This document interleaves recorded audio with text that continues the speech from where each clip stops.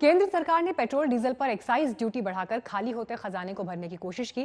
फिलहाल तो इन कीमतों पर असर आम आदमी पर नहीं पड़ेगा, लेकिन दिल्ली समेत कई राज्यों ने वैट बढ़ाकर आम आदमी पर महंगाई का सीधा बोझ डाल दिया है।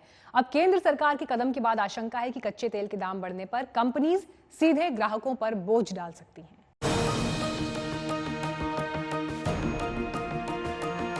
पेट्रोल डीजल सरकार के रेवेन्यू के सबसे बड़े जरियों में से शुमार है। पेट्रोलियम प्रोडक्ट्स की बिक्री से सरकार को अच्छा खासा रेवेन्यू मिलता है। अब लॉकडाउन में सुस्त पड़ी अर्थव्यवस्था में फ्यूल डालने के लिए सरकार ने पेट्रोल डीजल पर एक्साइज ड्यूटी में खासी बढ़ोतरी की है। मंगलवार आधी रात से लागू हुई बढ़ोतरी के तहत पेट्रोल पर 10 रुपए और डीजल पर एक्साइज ड्यूटी में 13 रुपए की बढ़ोतरी की गई है। हालांकि केंद्र सरकार की इस बढ़ोतरी का असर दिल्ली सरकार की तरह आम ग्राहकों की जेब पर नहीं पड़ने वाला है। दिल्ली में दाम बढ़ने से कारोबारी और आम ग्राहक सब परेशान हैं। मुझे लगता है कि कहीं ना कहीं हमारे डीलर्स के लिए जो है वो बहुत अच्छी बात नहीं है। और जो डीलर पहले ही पिछले 2 महीने से तो बिल्कुल 10% सेल थी, अब जो है मेरे ख्याल से ज़ीरो ही रह जाएगी जो डीजल के, जब तक डीजल की बात है।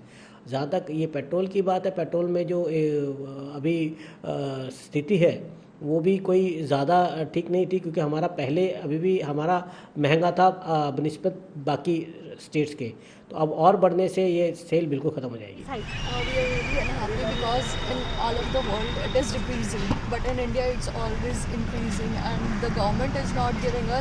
any subsidy over that. At one point they say they have to restart the economy and then they increase the prices so that we stay home. I don't know what they want. Either they want to increase the economy or boost it up, or they want to reduce it by putting a burden on a pocket. लोगों की दलील सही है कि खपत बढ़ाने के लिए दाम बढ़ाने की नहीं, कम करने की जरूरत है।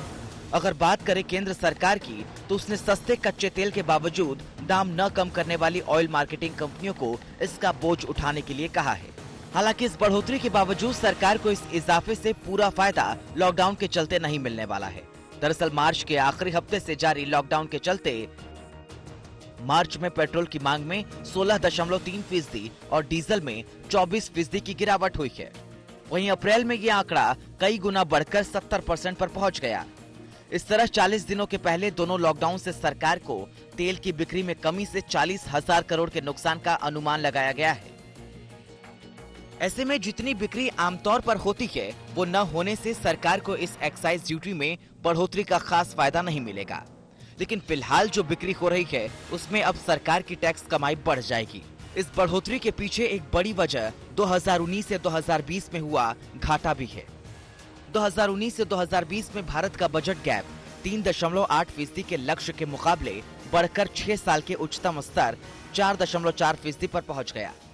रेवेन्यू में 1.7 लाख करोड़ की कमी के चलते बजट गैप में ये बढ़ोतरी होने की बात कही जा रही है। इस आंकड़े के बढ़ने से ग्लोबल रेटिंग एजेंसियां भारत के अपने आउटलुक को नेगेटिव में बदल सकते हैं। इसका मतलब होगा कि भारत में निवेश घट सकता है और कर्ज लेने के लिए ऊंचा ब्याज चुकाना होगा, जो घाटे को और बढ़ाने का काम करेगा। लॉकडाउन में खपत घटने से टैक्स कलेक्शन भी दबाव में रहेगा, जो सरकार की मुश्किलों को बढ़ाने का काम करेगा। CII के सर्वे में कंपनियों को सितंबर तक मांग में रिकवरी की उम्मीद नहीं है। Getting the whole economy up running fully is going to be very, very difficult. It's very vital. Industry looks very difficult. The export, airline business, all that looks very difficult.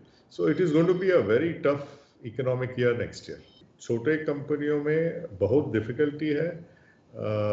मुझे बहुत phone आ रहे हैं लोगों में, हमारे members के, कि क्या करें, कैसे चलाएंगे कंपनी इसके बाद। बहुत डिफिकल्टी है। हम वेट कर रहे हैं गवर्नमेंट का कुछ मदद आएगी तब। यानी हर तरफ से रेवेन्यू घटने का सीधा असर वित्तीय घाटे में बढ़ोतरी के तौर पर सामने आएगा। अर्थशास्त्रियों का अनुमान है कि भारत सरकार का फिस्कल डेफिसिट इस साल 3.5% के बजट लक्ष्य के मुकाबले GDP के 8% तक बढ़ जाएगा। मोतीलाल ओसवाल फाइनेंशियल सर्विसेज ने राज्यों समेत देश के फिस्कल गैप को 12% तक बताया है, जो सरकार के 5.9% के अनुमान से दोगुना से भी ज्यादा है। इसकी बड़ी वजह है कि टैक्स कलेक्शन गड़बड़ा गया है और सरकार को तमाम वित्तीय पैकेजों का ऐलान करना पड़ रहा है। आज तक ब्यूरो। लॉकडाउन के संकट के बीच देश में बेरोजगारी दर आसमान पर पहुंच गई है। CMIE के आंकड़ों के मुताबिक 3 मई को खत्म हफ्ते में बेरोजगारी दर बढ़कर 27% पर पहुंच गई। दावा किया जा रहा है कि इससे असंगठित क्षेत्र के 12 करोड़ लोग बेरोजगार हो गए हैं। आने वाले दिनों में संगठित क्षेत्र के लोगों की नौकरी जाने की आशंका भी जताई गई है। मार्च के आखिरी हफ्ते से जारी लॉकडाउन से पूरा अप्रैल ठप हो गया। जरूरी चीजों को अनुमति मिलने से सुस्त चाल से ही अर्थव्यवस्था सरकती रही। इसके असर से रोजगार से लेकर मैन्युफैक्चरिंग तक अप्रैल में सब कुछ अब तक के न्यूनतम स्तर पर लुढ़क गया। Purchasing managers index. देश में सर्विसेज और उत्पादन की गतिविधियों में तेजी और गिरावट दिखाने वाले परचेजिंग मैनेजर्स इंडेक्स यानी PMI ने अप्रैल में बड़ा गोता लगाया है। सर्विसेज PMI में 14 साल की सबसे बड़ी गिरावट देखी गई है और ये मार्च के 49.3 के मुकाबले 5.4 पर आ गया है। इसके पहले मैन्युफैक्चरिंग PMI अप्रैल के 51.8 के मुकाबले घटकर 27.4 पर सिमट गया। इस तरह से अप्रैल का कंपोजिट PMI 50.6 से घटकर 7.2 पर आ गया। 50 से कम PMI मंदी की निशानी है। जाहिर है जिस तरह से अप्रैल में PMI का हाल हुआ है, उसे ये मानना कि अर्थव्यवस्था 25% काम कर रही थी, गलत अनुमान साबित हो गया है। बेरोजगारी। लॉकडाउन के चलते देश में बेरोजगारी दर लगातार बढ़ती जा रही है। Centre for monitoring Indian economy यानी CMIE के मुताबिक 3 मई 2020 तक देश में बेरोजगारी दर बढ़कर 27.1% पर पहुंच गई है। इससे पहले जारी सर्वे रिपोर्ट के मुताबिक अप्रैल 2020 में देश में बेरोजगारी दर बढ़कर 23.5% पर पहुंच गई थी। अकेले अप्रैल में बेरोजगारी दर में 14.8% का इजाफा हुआ था। नौकरी तलाशने वालों की संख्या भी 3 मई को बढ़कर 36.2% हो गई है, जो पहले 35.4% थी। CMIE के मुताबिक लॉकडाउन के लंबे चलने पर बेरोजगारी और बढ़ेगी। शुरुआत में असंगठित क्षेत्रों में काम करने वाले लोगों की नौकरी गई है, लेकिन अब धीरे धीरे संगठित और सुरक्षित नौकरी वालों की जॉब पर भी संकट के बादल छाने लगे हैं। स्टार्टअप ने ले ऑफ की घोषणा की है और उद्योग संघों ने नौकरी के नुकसान की चेतावनी दी है। CMIE ने अनुमान लगाया है कि अप्रैल में दैनिक वेतनभोगी श्रमिकों और छोटे व्यवसायी सबसे ज्यादा बेरोजगार हुए हैं। सर्वे के मुताबिक 12 करोड़ से ज्यादा लोगों को नौकरी से हाथ धोना पड़ा है। संकट केवल नौकरी पेशाओं पर ही नहीं है, व्यापारियों पर भी इसका भरपूर असर हुआ है। दुकानदारों पर संकट। व्यापारियों के संगठन confederation of all India traders यानी CAIT का दावा है कि लॉकडाउन के बाद 20% छोटे व्यापारी काम धंधा बंद करने को मजबूर हो जाएंगे। लॉकडाउन से 25 मार्च से 30 अप्रैल के बीच देश में 5.5 लाख करोड़ का रिटेल कारोबार नहीं हुआ। अब व्यापारियों ने सरकार से व्यापार बचाने के लिए गुहार लगाई है। लॉकडाउन के चलते देश के 7 करोड़ व्यापारियों को अनेक प्रकार की तकलीफों का सामना करना पड़ रहा है। उसके हिसाब से लगता है कि लगभग 20% व्यापारी शायद व्यापार करने की स्थिति में नहीं होंगे और लगभग 10% व्यापारी जो उन 20% व्यापारियों पर निर्भर है, वो भी संभवतः व्यापार करने की स्थिति में नहीं होंगे।